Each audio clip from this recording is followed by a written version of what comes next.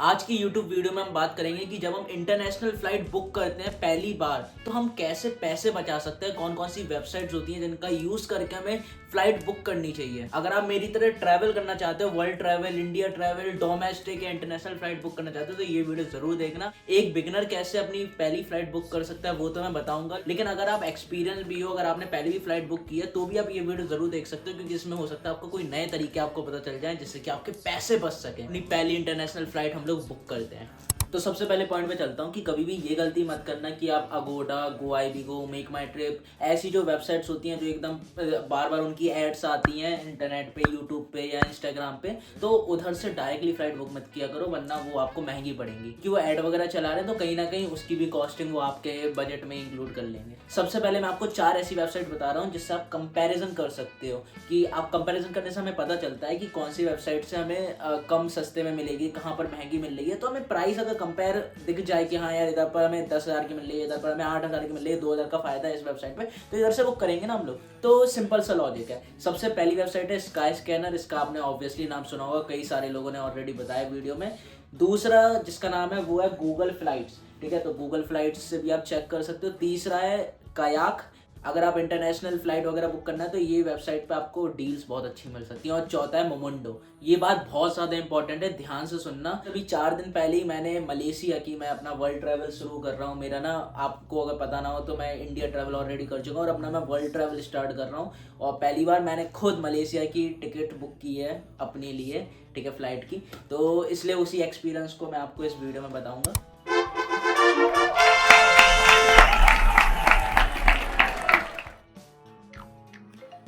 तो सबसे पहले मैंने क्या किया, तो मैंने सबसे पहले खुद स्काई स्कैनर, गूगल फ्लाइट्स पे चेक किया था कि जिस डेट पे मुझे जाना है, जो मैंने प्लान किया है, तो उस डेट पे मलेशिया की फ़्लाइट इंडिया के कौन से स्टेट से, कौन से जगह से सस्ती पड़ रही है।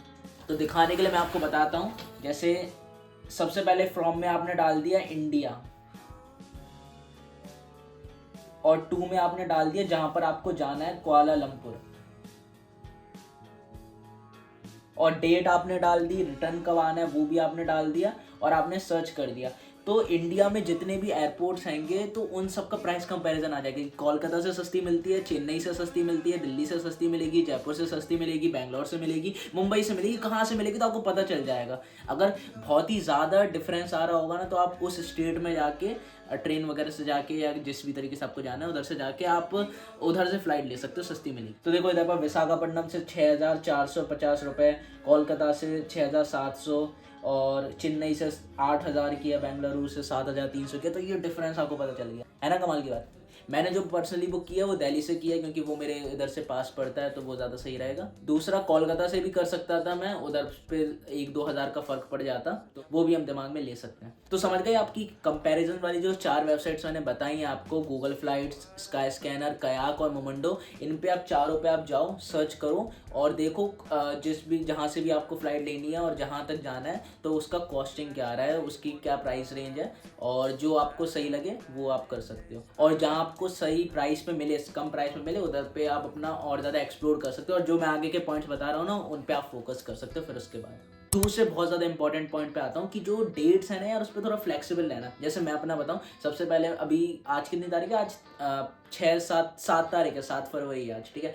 तो मैं पहले सोच रहा था कि 22 से 25 तारीख के बीच में मलेशिया की टिकट बुक करूं। तो आज से 4 दिन पहले यानी 1-2 तारीख को मैंने यही सर्च कर रहा था कि 22, 25, 26 तारीख की डेट पे मुझे सही फ्लाइट, 26 तारीख को मुझे सही फ्लाइट मिल रही थी, मतलब 7-8 हज़ार में मिल रही थी, ठीक है, मलेशिया के लिए। तो वो मैं अपना बुक करने वाला था, लेकिन मैं वही डर रहा था कि यार थोड़ा सा ना, कि थोड़ा सा और सस्ते में मिल जाए, कहीं और पे देख लें, तो मैंने बुक नहीं की थी तब। फिर 2-3 दिन बाद जब मैंने चेक किया तो उसकी प्राइस बढ़ चुकी थी, ठीक है, उस डेट की जिसमें मुझे जाना था। तो अभी मैं तीसरा पॉइंट आपको बताऊंगा, वो भी आप ध्यान में रखना। तो दूसरे पॉइंट पे आते हैं। तो फिर मैंने क्या किया कि 26 फरवरी का ना करके मैंने अगले महीने की पहले वीक में एक डेट है उस पर मैंने शिफ्ट कर दिया, क्योंकि उस पर मुझे सस्ती मिल रही थी। तो अपनी ना फ्लेक्सिबिलिटी रखना डेट्स की, ठीक है। जहाँ पर अगर देखो आपको अर्जेंट है, अगर जाना है एकदम उसी डेट पर जाना है, कुछ काम है, बहुत इंपॉर्टेंट है, तो आप करो, फिर पैसे तो लगाओगे, क्या दिक्कत है। लेकिन अगर आपका नहीं है इतना कोई इंपॉर्टेंट कारण, आपको बस घूमना है या ट्रैवल करना है या कोई और मकसद है, तो आप उस डेट को चूज कर सकते हो जहाँ आपको सही रेट पे मिल रहा हो। एक ना स्काई स्कैनर, गूगल फ्लाइट, इन सब में फीचर आता है डेट ग्रेड का, जिसमें क्या होता है आप सारी डेट्स पे क्या क्या रेट है कि हर फ्लाइट की, वो आपको पता चल सकता है। तो उसका आप यूज़ कर लेना, तो आपको पता चल जाएगा कौन से डेट पे सस्ती मिल रही है, कौन से डेट पे महंगी है, तो बढ़िया रहेगा। बहुत सारे लोगों को ना ये भ्रम होता है दिमाग में, एक मिथ होती है कि हम ना बहुत पहले बुक कर लेंगे ना फ्लाइट तो हमें बहुत सस्ती मिलेगी, 6 महीने 1 साल पहले बुक कर लेंगे तो सस्ती मिलेगी। तो ऐसा नहीं होता है। अगर आप मतलब कल की फ्लाइट एकदम बुक करोगे या फिर आप 6-8 महीने पहले से बुक कर लोगे तो आपको महंगी ही मिलेगी। सबसे बेस्ट टाइम जो होता है फ्लाइट बुक करने का वो होता है 6 से 8 हफ्ते पहले आप कर लो तो ज़्यादा अच्छा है। 1 महीने 1.5-2 महीने पहले आप बुक कर लो, बेस्ट टाइम है। इंटरनेशनल फ्लाइट जो होती है वो अगर आप बहुत जल्दी भी करते हो तो महंगी पड़ती है, और बहुत देर से करते हो एंड मोमेंट पे करते हो तो भी महंगी पड़ती है, ठीक है। और एक और इम्पॉर्टेंट बात कि आप ना ये पता ही होगा, मतलब ये कॉमन सेंस है कि आप वीकेंड पे मत करो। मतलब सैटरडे संडे का आप फ्लाइट बुक करोगे तो वो महंगी पड़ेगी, या कोई हॉलीडे वाले टाइम पे करोगे तो वो महंगी पड़ेगी। लेकिन अगर आप वीक डेज जैसे ट्यूसडे, वेडनेसडे, थर्सडे इन पे बुक करोगे, या फिर ऐसे दिन जहाँ पर इतना कोई नॉर्मल डेज है एकदम, तो उधर पर आपको सस्ती मिलेगी। तो वीक डेज आप चुनो, वीकेंड को मत चुनो। अब मैं तीसरे पॉइंट पे आता हूँ, जिसका मैंने रेफरेंस अभी आपको दूसरे पॉइंट में दिया था।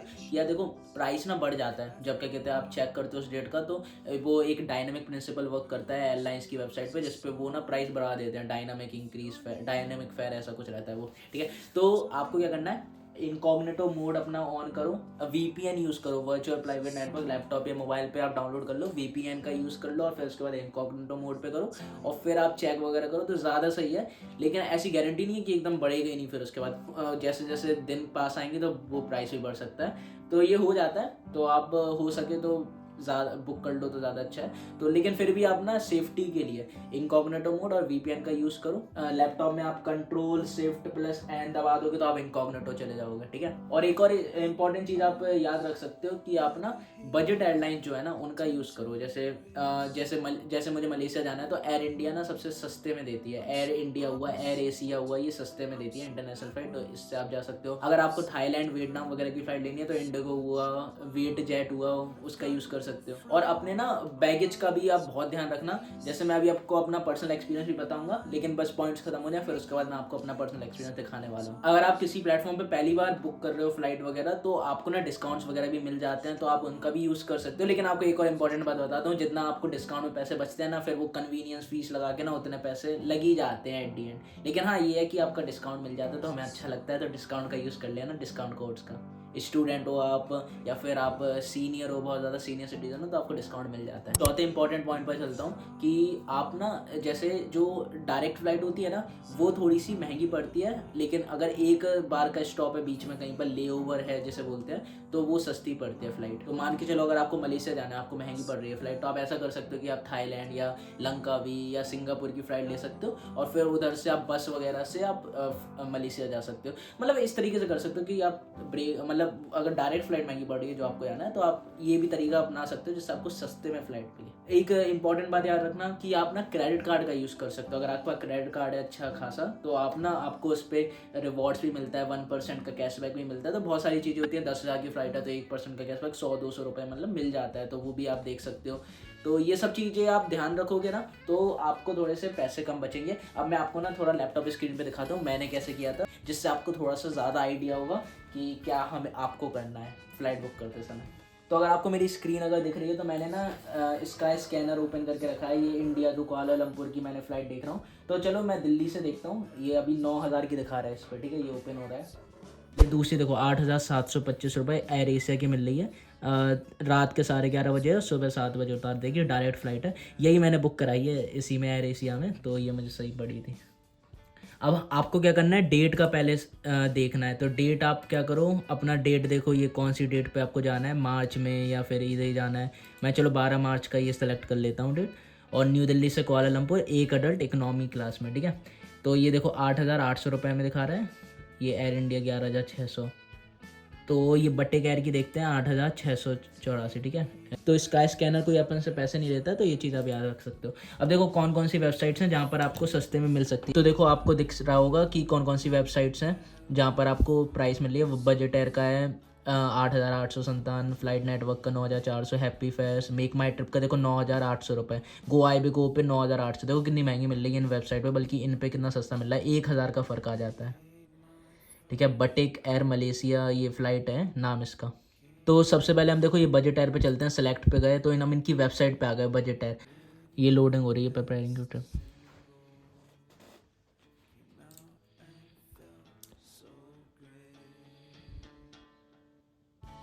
तो ये देखो फ़्लाइट की समरी ये है, एक adult item, personal item free है, एक कैबिन बैगेज है जिसको जो कि इंक्लूडेड है, ठीक है, कैबिन बैगेज।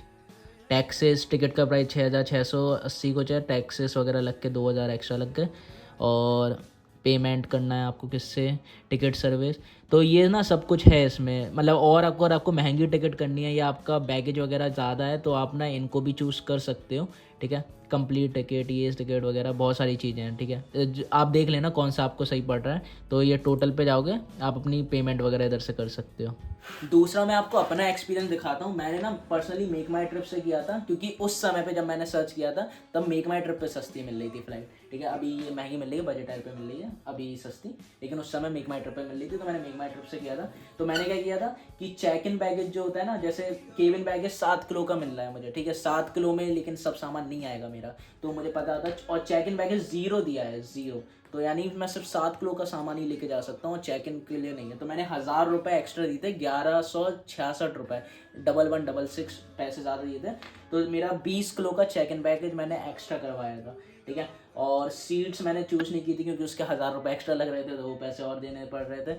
और मैंने खाना भी कुछ चूज़ नहीं किया था, अब उधर ही जाके खा लेंगे तो वो भी पैसे बचा लिए थे, ठीक है। और फिर मैंने डिस्काउंट कूपन कोड लगा लिया था, ये देखो MMT सिक्योर। अगर आप थोड़े से कंफ्यूज हो कि डेट वगैरह शिफ्ट हो सकती है या फिर आप कैंसिल करनी है फ्लाइट, तो आप 0 कैंसिलेशन इधर पर है, उसके एक्स्ट्रा चार्जेस लगते हैं, तो वो भी आप उसमें ऐड कर सकते हो। तो जो मेरी रिटर्न की फ़्लाइट है ना, मैंने जो कुआलालंपुर से कोलकाता की रिटर्न की फ़्लाइट करी है, तो उस पर मैंने ये करवाया है, क्योंकि अगर वो मुझे कैंसिल करनी पड़ी ना तो कम से कम 2-3 हज़ार रुपये कटेंगे, बाकी मेरे पास वापस आ जाएंगे। तो ये मैंने दिमाग लगाया है रिटर्न फ़्लाइट के लिए। और अगर मेरी रिटर्न फ़्लाइट वगैरह और भी आपको जानना हो तो उसके लिए आप कमेंट कर देना, तो अगली वीडियो में मैं आपको बता दूंगा, ठीक है। फिर उसके बाद क्या है, अगर आपको ट्रैवल इंश्योरेंस वगैरह लेना तो इधर से आपको वो भी ऑप्शन दिख जाता है। और फिर अपना डिटेल्स वगैरह डालो, क्या क्या डिटेल है, फिर मेन्यू सेलेक्ट करो, अपना कोड वगैरह डालो। और ये मैं देखो अपनी सारी डिटेल्स वगैरह डाल रहा हूँ, ठीक है।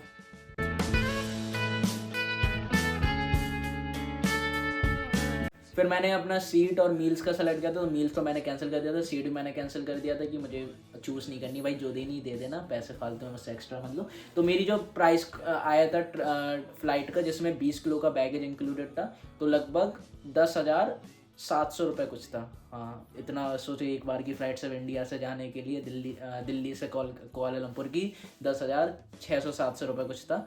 इतना मेरा 1 महीने का ट्रैवल का खर्चा होता है। अगर मैं पूरा इंडिया ट्रैवल कर रहा होता हूँ तो महीने का मेरा 11 हज़ार खर्च होते हैं।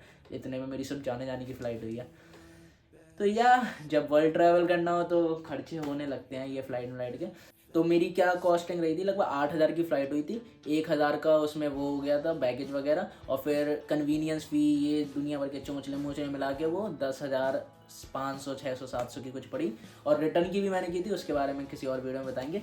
तो आई होप आपको इस वीडियो में आपको पता चल गया होगा कि इंटरनेशनल फ़्लाइट अगर आपको बुक करनी है तो क्या क्या पॉइंट्स का आपको ध्यान रखना है दिमाग में, और कैसे आप उनको बुक करनी होती है। तो यार ये वीडियो मैं रात के 3-4 बजे बना रहा हूँ अपने कमरे में, शांति से, मम्मी पापा सो रहे हैं। तो मेहनत को प्लीज़ अप्रिशिएट करिए। कमेंट में आप बताना क्या कुछ है, और कोई अगर डाउट हो, कोई सवाल हो तो ज़रूर कमेंट में बताना। मैं अपना वर्ल्ड ट्रैवल स्टार्ट करने वाला हूँ, तो उसके भी व्लॉग्स आएंगे इसी चैनल पे, तो सब्सक्राइब कर लेना यार। बहुत क्रेजी होने वाला है, मैं 5-6-7 कंट्री एक साथ घूमने वाला हूँ और कुछ क्रेजी करने वाला हूँ। देखेंगे कैसा क्या जाएगा सफ़र, और होपिंग फॉर द बेस्ट। इस वीडियो को लाइक करो, 1,000 लाइक हो जाए तो मज़े आ जाएंगे। बाकी चलो मिलता हूँ आपसे अगली वीडियो में। Thank you so much for watching. Tata, take care, bye.